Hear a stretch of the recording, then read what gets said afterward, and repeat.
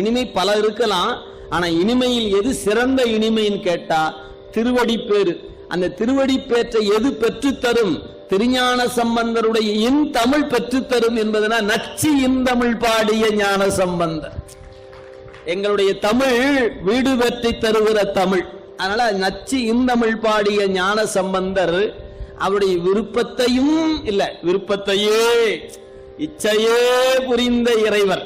சொல் பாருங்க, இச்சையும் புரிந்த இறைவர் சொன்னா என்ன கெட்டு போச்சு. திருஞான சம்பந்தர் விரும்பியதெல்லாம் அவர் விரும்பியதையும் கொடுத்தாருன்னு சொல்லலாம். இல்ல, விரும்பாதுக்கு முன்னையே கொடுத்த பெருமான். அவர் எங்க தாளம் கேட்டாரா என்ன? கேட்காமலே கொடுத்தார். கால் வலிக்குதுன்னு சொன்னாரா என்ன? சிவிய கொடுத்துட்டாரு. இப்படி அவருடைய விருப்பத்தை நிறைவேற்றுவதில் அந்த பெருமானுக்கு அவ்வளவு விருப்பமா. இச்சையே புரிந்த இறைவர் தம் இன்னருளால், தன்னுடைய இனிமையான அருளால என்ன செய்தாராம்?